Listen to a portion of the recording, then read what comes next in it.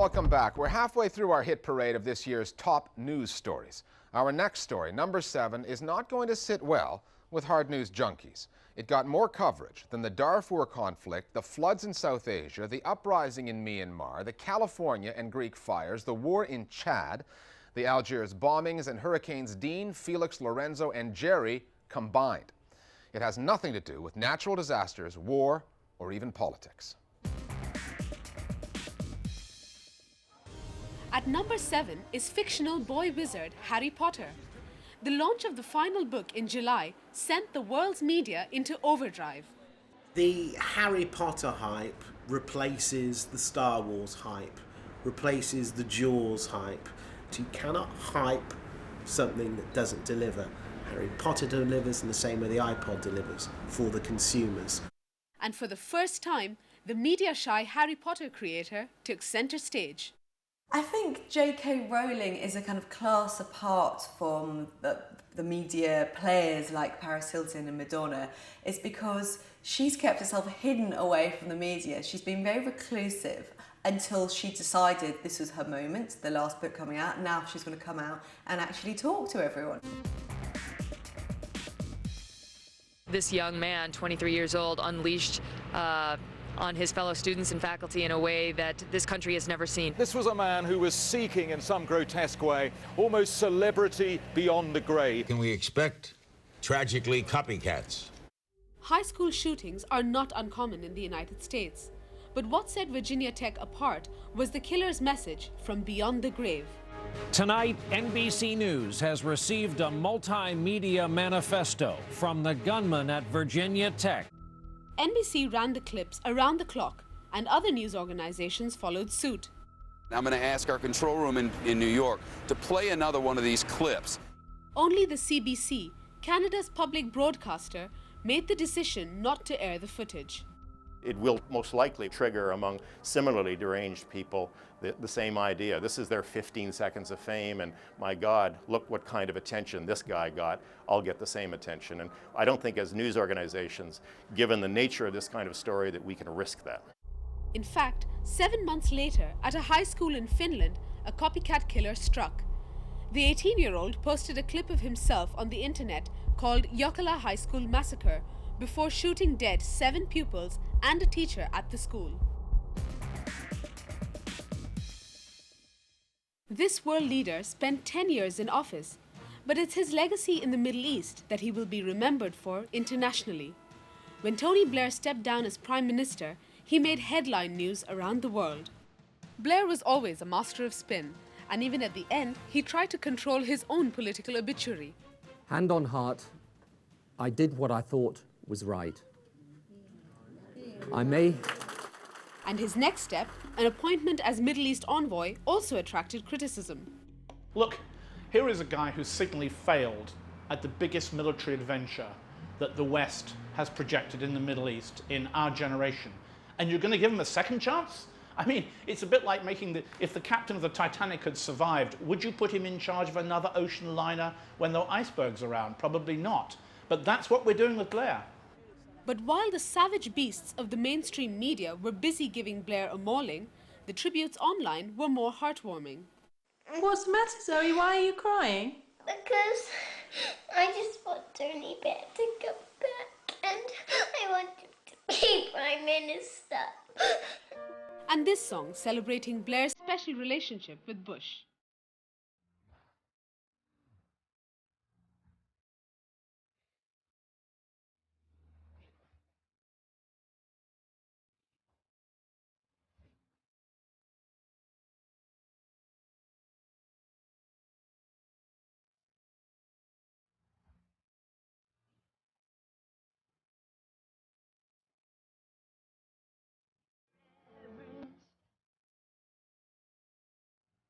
We're in the home straight as we race through the top news stories of 2007. Stories 4, 3, and 2 are all related because they all feature the essential ingredient in news stories that the media like to cover: conflict.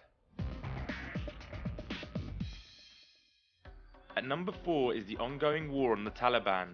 NATO launched one of its most ambitious offensives. A senior Taliban figure, Mullah Da'dullah, was killed. But of all those stories, none received as much coverage as the kidnapping of 23 charity workers from South Korea.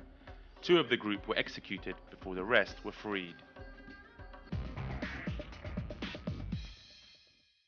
Another long-running story at number 3, the Iran nuclear question. At the start of the year, the media speculated that President Ahmadinejad was trying to develop nuclear weapons. We should have bombed somebody in Iran, then we'd bring them to the table, just like President Nixon did to the Vietnamese. Al-Qaeda in Iran. These people are out to kill us. 10 kilotons in a refrigerator in a cargo container could kill 1 million people.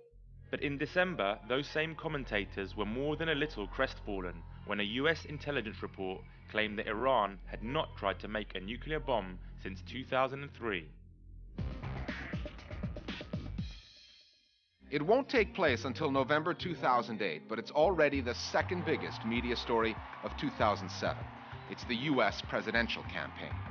This time round, all the candidates realized the power of the internet. And that is the defining kind of characteristic of this campaign. And they've all got internet strategies. Hillary Clinton launched her campaign on the internet. So there's this huge buzz that's gone around the world.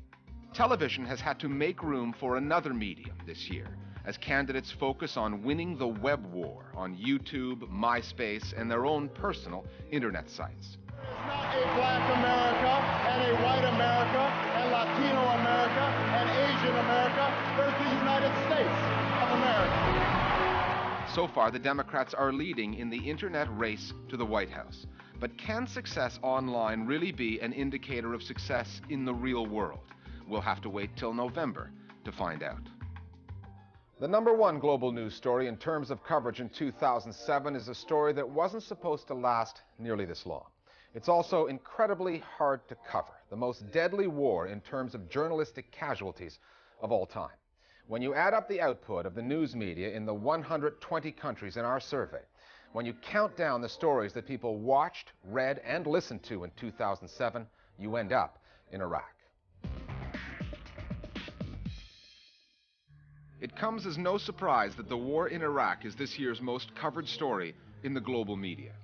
In January, U.S. President George Bush announced his new Iraq strategy. So I've committed more than 20,000 additional American troops to Iraq. But the violence continued. This attack in Baghdad's Jazeera market killed 130 people in the worst single bombing since 2003. Then the U.S. military revealed that 190,000 of its automatic weapons and pistols were missing, possibly in the hands of the enemy. And in August, as the number of U.S. troops reached record levels, the country also saw its most devastating bomb attacks of 2007. However, in September, the U.S. commander in Iraq, General David Petraeus, announced that the escalation of the war was a success. The overall number of security incidents in Iraq has declined in 8 of the past 12 weeks. But with Iraq on an almost daily basis, were we getting the full picture? Obviously, the attacks on the civilian population did get covered, but the military and political side of the story generated much more coverage, and what has been lost throughout much of the year has been sustained coverage of the humanitarian situation. The Iraqi government's announcement that it would no longer release civilian casualty figures provoked criticism in the media, but received limited coverage. To have these figures come out is actually the only tangible measure of success or failure of the security plan. Also, these figures have a huge impact on the Iraqi people. There's entire neighborhoods in Baghdad that are completely deserted, and the more the Iraqi people know about these figures, the more people want to leave, and the more you have this huge refugee problem, which is also another tangible measure of failure of success of the security plan. 2007 was also a deadly year for journalists reporting on the conflict. According to the Committee to Protect Journalists, 31 reporters and 12 media workers were killed in Iraq this year, most of them Iraqi. Because of the dangers on the ground, much of the coverage came out of the Green Zone, or Washington. Despite the difficulties faced by the media in reporting the conflict, Iraq was deservedly the biggest story of 2007. But the extent of the coverage sometimes pushed other big stories off the news agenda. Well, Iraq needed to be the biggest story of the year, But at the same time, the preponderance of coverage on Iraq has meant that the enormous ongoing displacement in places like Darfur, Chad, the Central African Republic, Somalia, has meant that other key stories haven't gotten all the coverage they deserved, and that leaders, governmental leaders, rebel leaders around the world have gotten away with murder. And that's the challenge that the entire news industry faces. Here at The Listening Post, we always sign off with our Internet Video of the Week. So it's appropriate that we close this show with the biggest web video of the year, and it's one nobody saw coming. With 9 million hits on YouTube and counting, the most talked about viral video of 2007, those 1,500 Filipino inmates performing their interpretation of Michael Jackson's Thriller video in the prison exercise yard. It was part of a project designed to keep prisoners out of trouble. Now there are the inevitable rumors of a movie in the pipeline. The breakout video made by the people locked on the inside. We'll see you next time at The Listening Post.